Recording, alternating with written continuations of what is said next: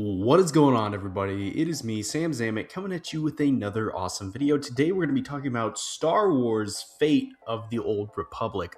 I literally just made a video about how I'm like, there's no new Star Wars games. And then boom, they go ahead and they announce this one. But I feel like this is going to be taking quite a while before it comes out. If you don't mind, stick around, subscribe, and we'll get into it. Alright guys, a little bit about the news that's going on with the development and the release of Star Wars Fate of the Old Republic. So I have a page open and it's being developed by Argonaut Studios. I totally probably butchered that. I'm just really bad at saying words out loud, so in my head it sounds different. That it says it was founded in July of 2025. Okay, so it looks like the Casey Hudson, though, previously worked on Star Wars Knights of the Old Republic 2003, the Mass Effect trilogy. So we have somebody who is directing it, who has been in the Star Wars and / like BioWare games, to where they're those open choice games similar to, or actually, Knights of the Old Republic. So I'm thinking we're getting a Knights of the Old Republic game alongside of the actual remake. So this, I believe, is going to be a while. If they just announced it and it is literally just a teaser trailer, they announced it at the Game Awards, and it is really I feel like it's gonna be a while until we see the actual game come out. It's kind of like whenever the game they announced the remake from Spire Studios for the Knights of the Old Republic. I feel like we're kind of on the same path with that, to where we're not getting all the information up front because it's still in development. You know, over here it says it's a spiritual successor to the Knights of the Old Republic series. The story is set during the Old Republic era in the Star Wars universe, with the player controlling a Force user. The game is scheduled for release for Windows and unspecified consoles. I feel like this is going to be a game for the next generation of consoles. I don't believe it's going to be a game for the current gen. That's just a personal opinion. Of course, it's going to be published by Lucasfilm Games. They're using Unreal Engine 5, which is really cool. And of course, it's going to be a single player game. Yeah, so I'm getting this from the Wikipedia article. I know Wikipedia is not the people say not to use Wikipedia, but come on, it's long enough. I'm not in college anymore, so yeah. A little bit about that with me, though, is I have been playing through KOTOR, the first one, and I will say I am loving that game. Just the different investigations and all the different paths that you can choose. I'm trying to play a light side based character, and I am quite excited to kind of hopefully be able to do that again.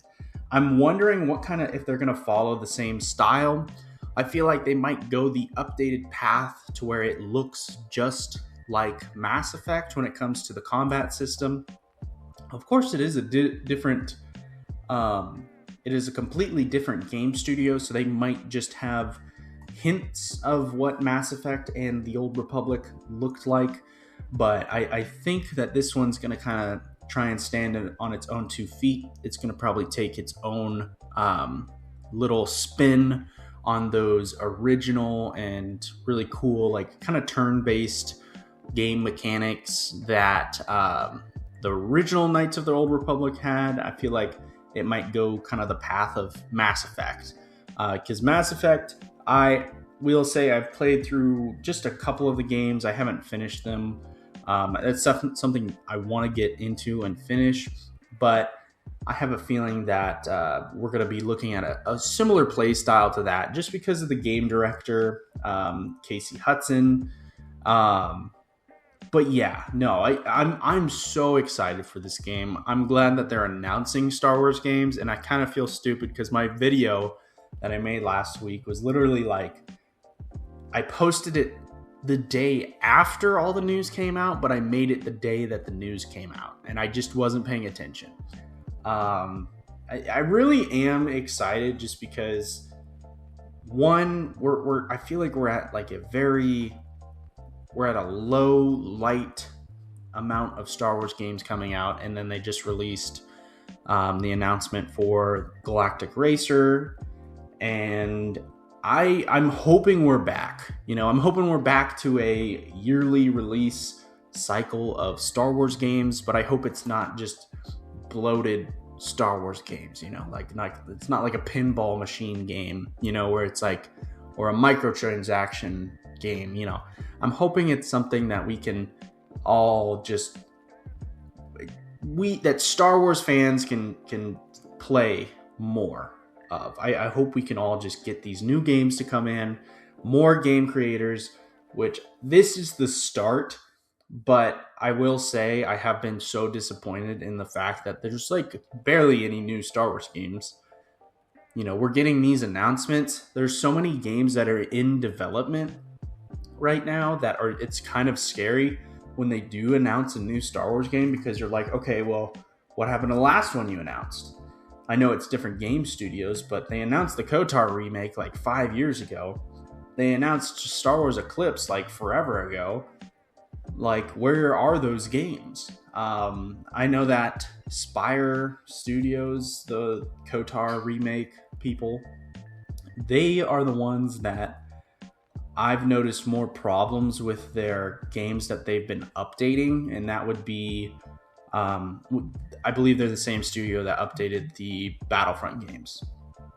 So it's really just kind of sad to see all these games just kind of get announced, and then they're just they float away. We think about them every now and then, like, oh, I wonder when we're going to hear about that. But the real thing is when the next time we hear about those games, it will literally either be, hey, we're canceling it, or it will be, hey, here, we're going to release it 2 years from now. And I really hope that's not the case. I really hope that more development, I just feel like it's executives or it's these game studios getting in over their heads, and I don't want that. I want some simpler games. There needs to be some simpler Star Wars games. I know I talked about bloat earlier, but you can find a game, you can make it a Star Wars game, and you can make it replayable. There's plenty of games that are small enough, that are open enough, that they are kind of more replayable than other games. That's all they need to do. Just make something that, even if it's like a round-based Star Wars game, it's replayable. They need to focus on that. Anyway, guys, I think that's all for today's video. I hope you guys enjoyed this video. Thank you so much for listening and watching. If you don't mind, go ahead and subscribe. That's going to help me out so much. I got some more videos planned, and I'm excited to get them started. So anyway, I'll see you guys in my next video.